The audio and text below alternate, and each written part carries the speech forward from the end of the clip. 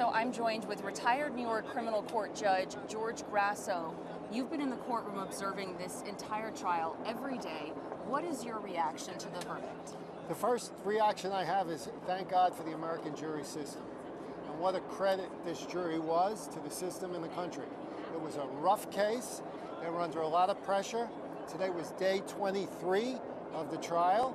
They absorbed the evidence. They asked the right questions. When they got their readback, they wanted to make sure they had the rules of the road correctly. When they brought in the David Pecker testimony and the Michael Cohen testimony regarding the now infamous Trump Tower organization, the Trump Tower conspiracy, so to speak, it's obvious they believe they got the corroboration they needed on Michael Cohen. I thought David Pecker was a very strong witness, and I thought those readbacks were quite ominous. So the jury rolled up their sleeves. They did what the jury is supposed to do.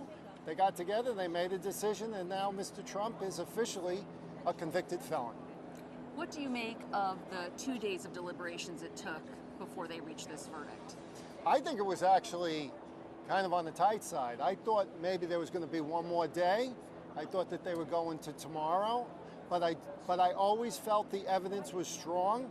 I felt starting with the 9 checks that Trump signed himself for the $35,000 that appeared based on the evidence, and now obviously this is the conclusion of the jury, was not compensation, was not a retainer, but was money designed to hide a cover-up.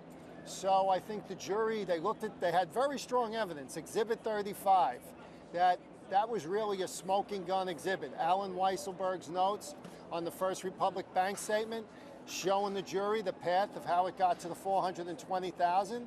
I thought the defense was very weak on that. The prosecution was very strong.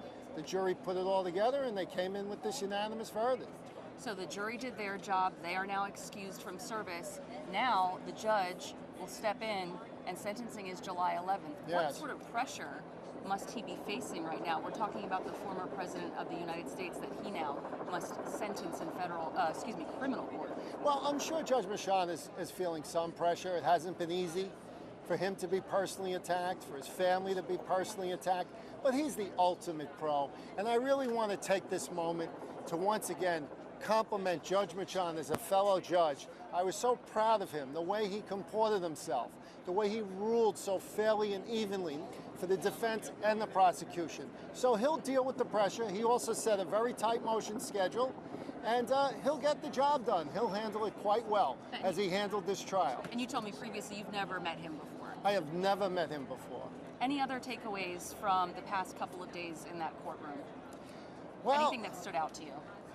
Well, what stood out to me was how well the process worked.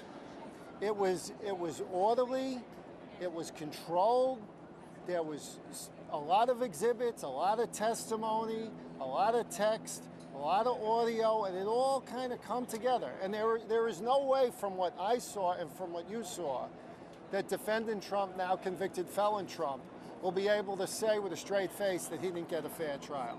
This is what trials are all about. That's what impressed me.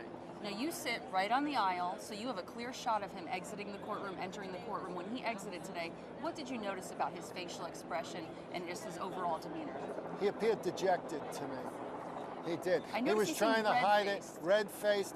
I think I saw him reach out kind of awkwardly to his son Eric, kind of grab his hand. Maybe you saw that as well. Yes. When he walked by, his head was kind of tilted to the side. I think he might be in somewhat a state of shock because he's been used to getting away with a lot of things for a long time. Today, the jury system kind of came right into conflict with that. There's some accountability here. He's going to have to deal with the accountability now. Retired Judge George Grasso, thank you so much for joining us. Really appreciate it. Thank you. The pleasure was mine. Thank you.